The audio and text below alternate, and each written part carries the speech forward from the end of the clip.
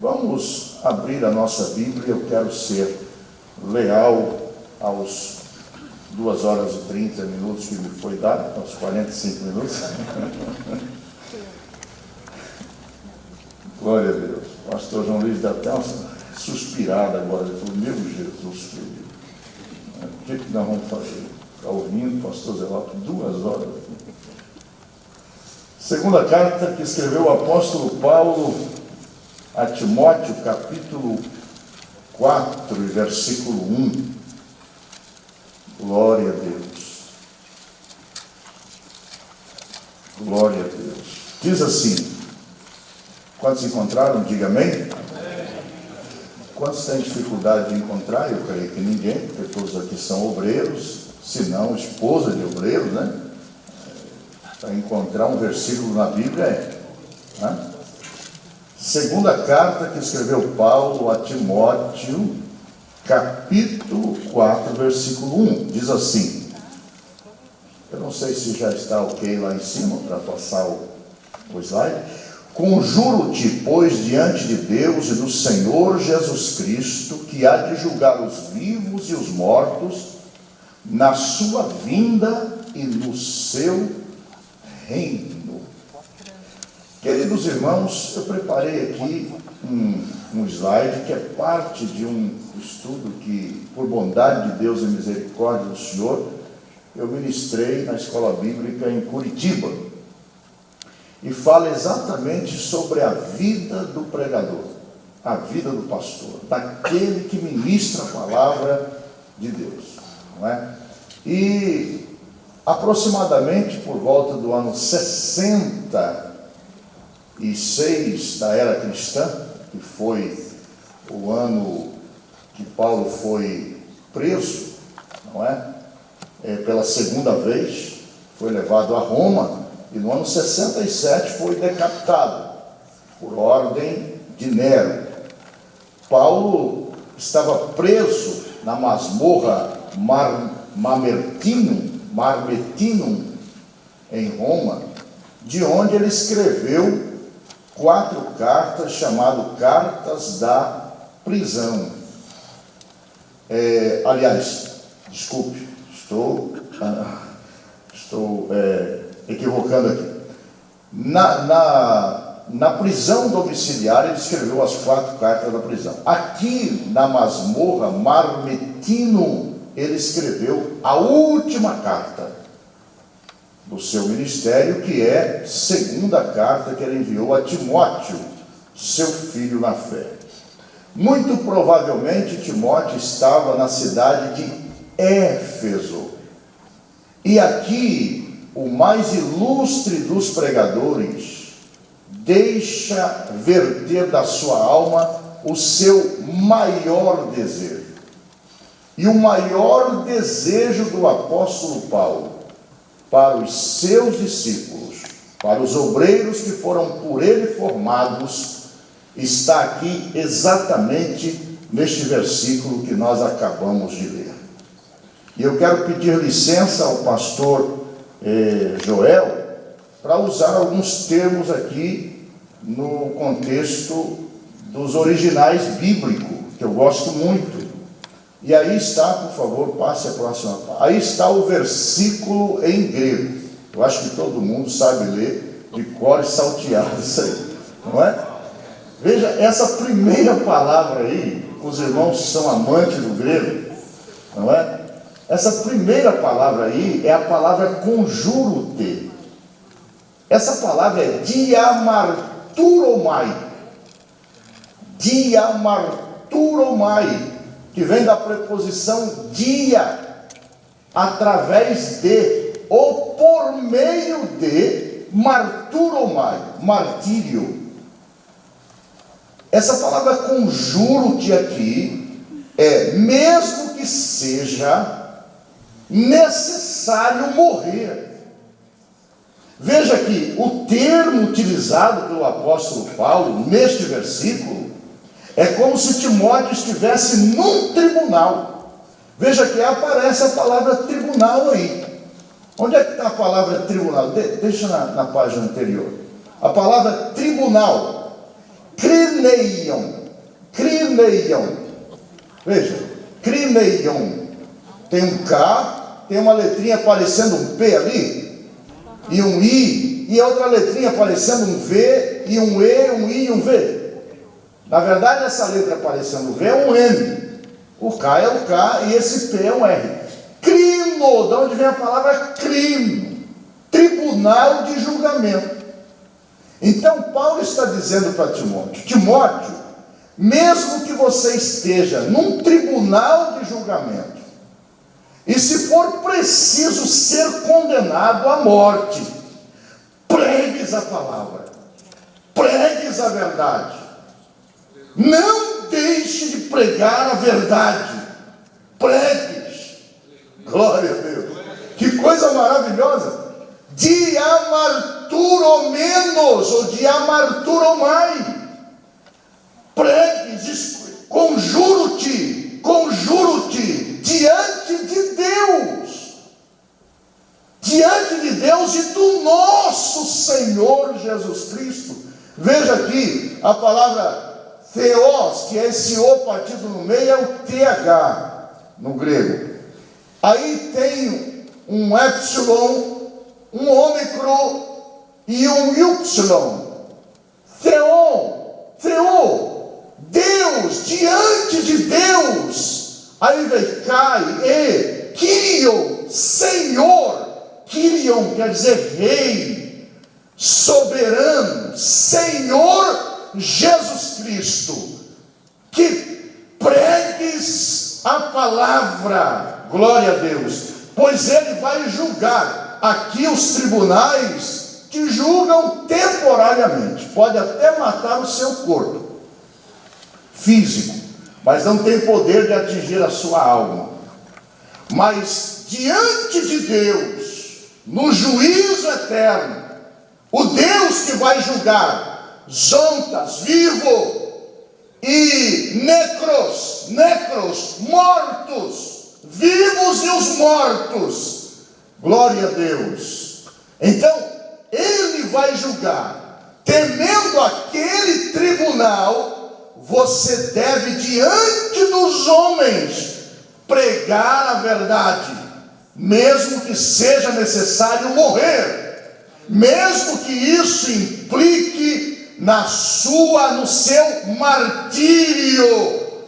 Glória a Deus. Acontece que ninguém quer morrer hoje, não é? Ninguém quer sofrer, e por isso às vezes a mensagem se torna mensagem de autoajuda, e aí estimula o povo a comprometer a verdade em nome de um suposto amor. E nós temos a obrigação de ensinar o nosso povo o que realmente é amor, para nós não confundirmos as coisas.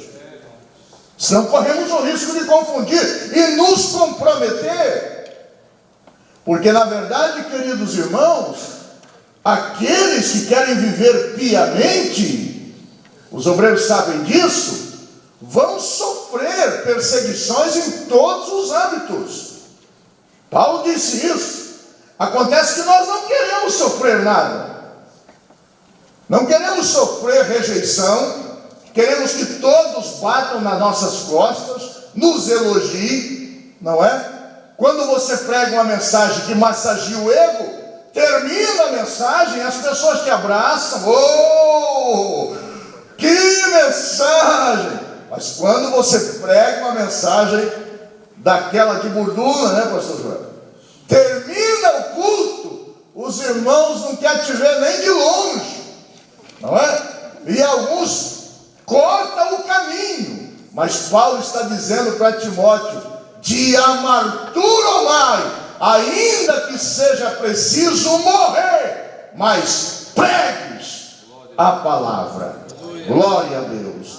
Amém, irmãos? Esse era o desejo do apóstolo Paulo, estando na antessala da morte, aguardando o momento do seu martírio, não é? Ele disse: olha, eu estou aqui, eu sou prisioneiro de Cristo. E Paulo utiliza muito esse termo. Lá no capítulo 20, quando Paulo estava numa das suas últimas reuniões de obreiro, instruindo os seus obreiros, capítulo 20 de Atos dos Apóstolos. Se você puder abrir a sua Bíblia, você vai encontrar Paulo utilizando este termo, e Lucas registrando fielmente esta palavra. Capítulo 20, a partir do versículo 17, diz assim: e de Mileto, uma importante área portuária de abastecimento da Ásia, mandou a Éfeso, 50 quilômetros aproximadamente, a chamar os anciãos da igreja, os líderes, os obreiros. E logo que chegaram junto dele, disse-lhes: vós bem sabeis, desde o primeiro dia em que entrei na Ásia, como em todo este tempo eu me portei no meio de vós. Paulo tinha autoridade para requerer aos obreiros a atenção do seu testemunho. Paulo não apenas pregava, ele vivia o que ele pregava. Então ele disse: vocês são testemunhas como é que eu me comportei no meio de vocês. O meu comportamento, a minha vida, pregou mais alto do que as minhas palavras. Glória a Deus. Se eu ensinei não só com palavras, ensinei com a minha vida. Aleluia. Glória a Deus. E o apóstolo Paulo, nessa mesma reunião, ele diz que ele não tinha a sua vida por preciosa. Acontece que hoje a maioria, se não todos, mas um grande número de pessoas que pregam, eles querem ter a vida deles por preciosa. Veja, queridos irmãos, que Paulo estava terminando a sua terceira viagem missionária. Ele tinha passado pela cidade de Troade, e aconteceu um milagre extraordinário da ressurreição de um jovem. Ele pregou até amanhecer o dia. E sabe o que aconteceu quando amanheceu o dia? Paulo seguiu a pé. Enquanto que os obreiros foram de barco, ele foi sozinho. E eu estava investigando por que Paulo seguiu a pé para Assos, enquanto os obreiros foram de barco. Porque Paulo não queria ninguém lhe elogiando pela ressurreição do Eutico. Paulo não aceitava confetes. Paulo não aceitava elogios.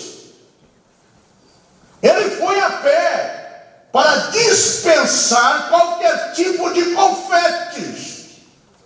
Quando Paulo chegou na cidade de Listra, na primeira viagem missionária, que o sacerdote de Júpiter ficou sabendo que havia acontecido um milagre na entrada da cidade, um homem coxo havia sido curado, e o homem entrava gritando, o sacerdote de Júpiter imediatamente pegou touros e grinaldas e convocou o povo para vir sacrificar a Paulo.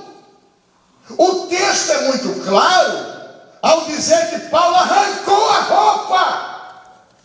Paulo ficou nu para mostrar para aquele povo que ele era ser humano. Aleluia. Eu sou gente também. Glória a Deus. Vocês não vão fazer isso. Eu não sou Deus, eu não sou Mercúrio, como vocês estão dizendo. Eu sou ser humano. Ele não aceitava confetes. Aleluia. Glória a Deus. Sabe o que aconteceu? Foi apedrejado.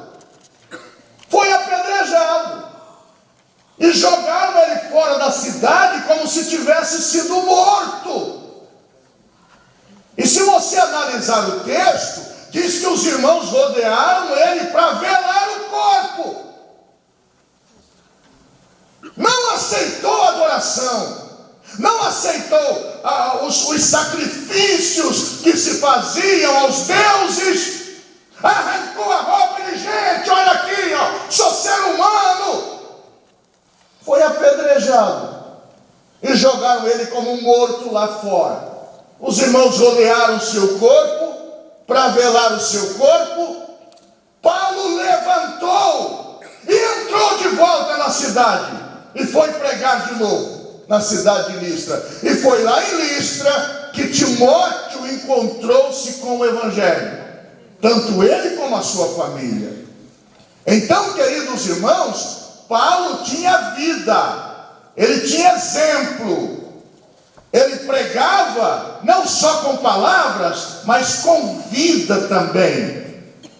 A nossa vida fala mais alto do que as nossas palavras. Eu vejo com muito respeito o pastor José Wellington Bezerra da Costa. Todos os obreiros que estão debaixo direto da sua administração falam bem daquele homem, porque vê a vida que ele leva, uma vida de temor a Deus, de oração, de exemplo. E eu fico admirado como pode ser assim. Agora, semana passada, ele completou 85 anos. Foi emocionante só de ver pela internet um homem que viveu a vida inteira se preocupando com o seu testemunho. Glória a Deus, a vida dele prega mais alto do que as palavras dele. Só de ter ele por perto, a mensagem já está sendo pregada. Então, queridos irmãos, o apóstolo Paulo, ele tinha condições de chamar a atenção dos seus obreiros para o seu exemplo. Vocês bem sabem, desde o primeiro dia que entrei na Ásia, como eu me portei no meio de vocês. Eu me comportei. E no versículo seguinte, o apóstolo diz assim: servindo ao Senhor com toda a humildade.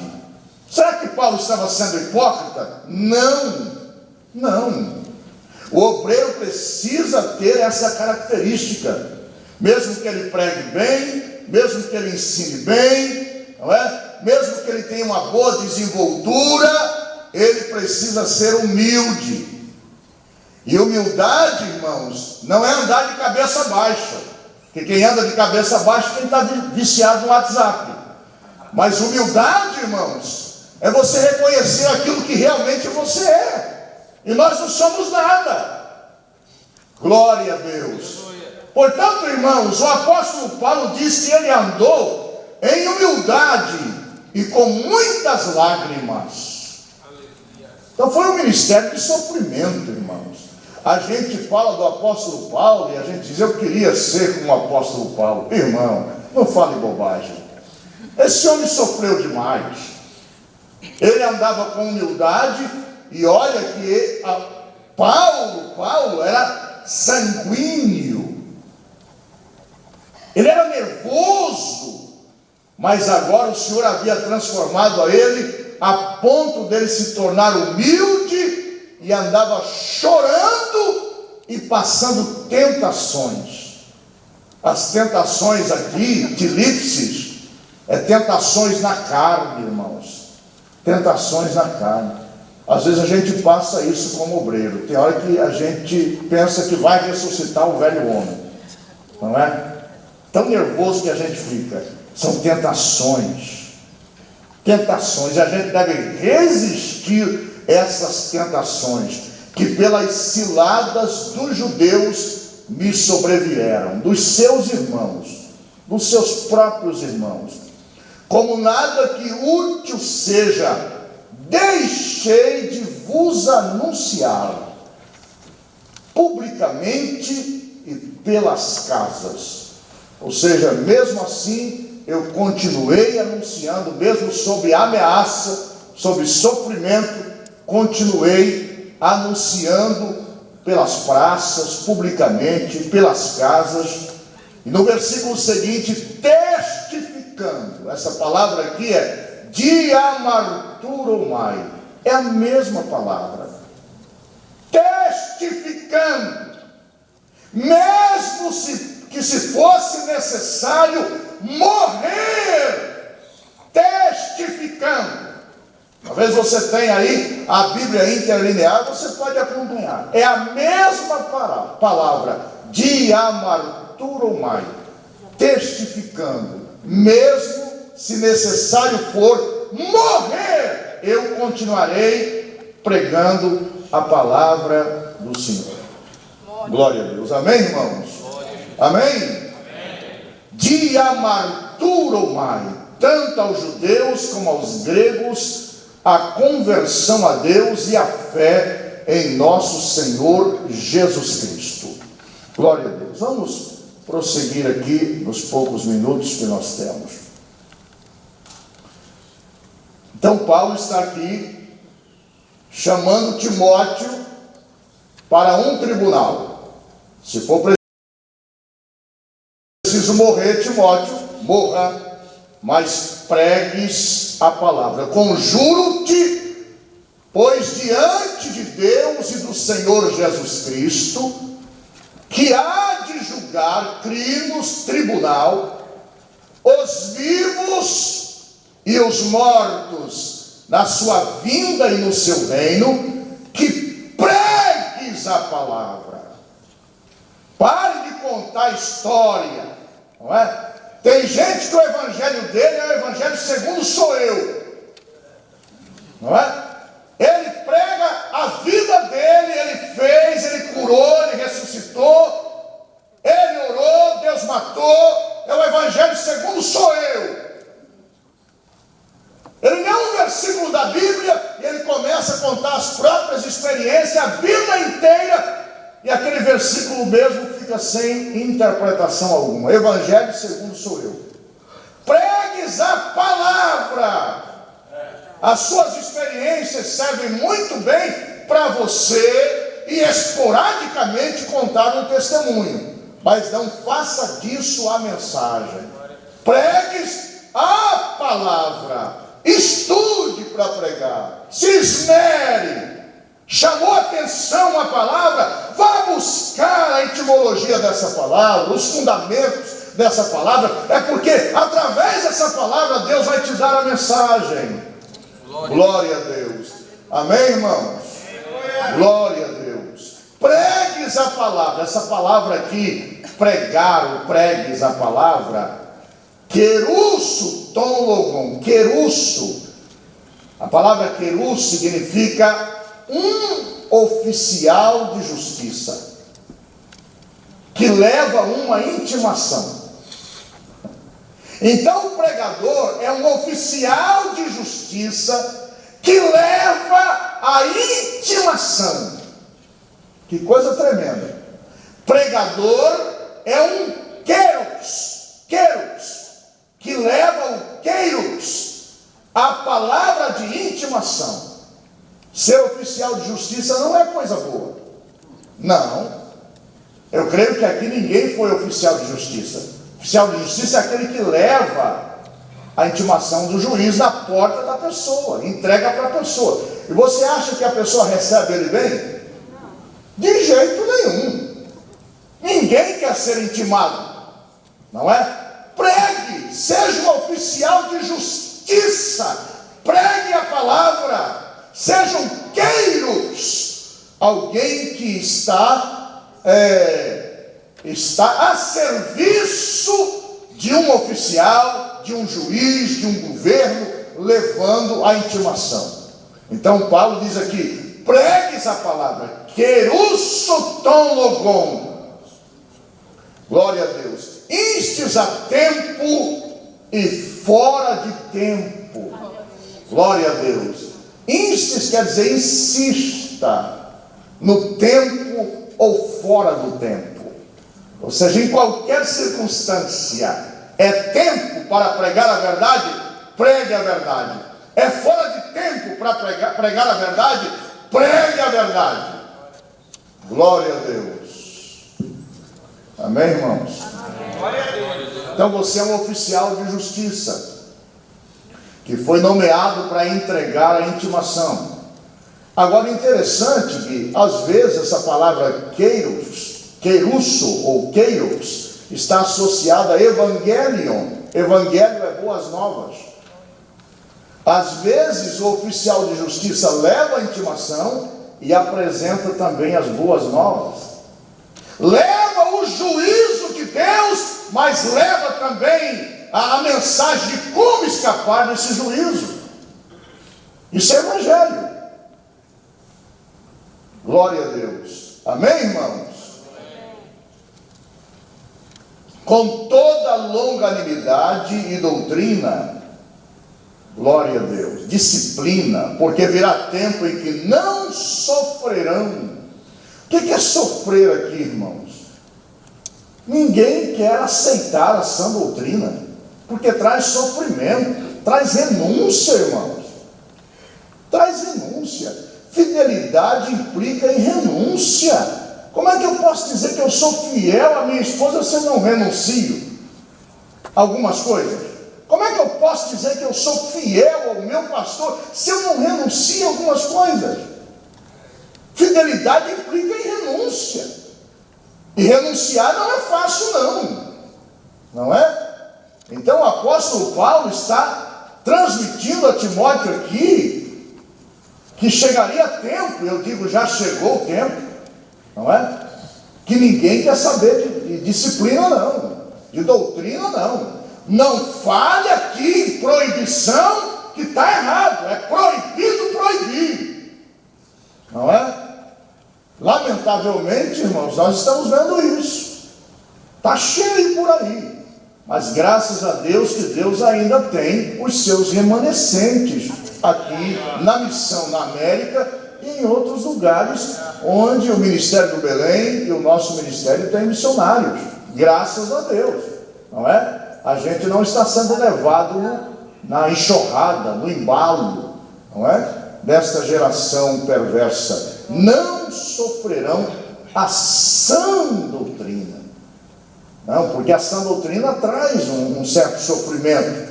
A palavra doutrina aqui é didache. Regra, é uma regra. Isso que Paulo disse. Aqueles que quiserem viver debaixo dessa regra terão paz.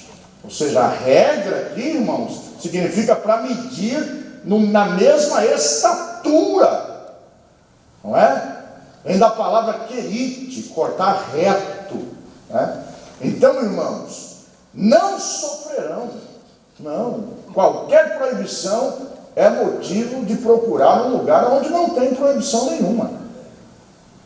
Se o pastor chamar uma pessoa em particular, com aquele cuidado, para não expor a pessoa, meu irmão, está errado, não faça isso. Pronto, é o suficiente. Agora imagine se chamar de público.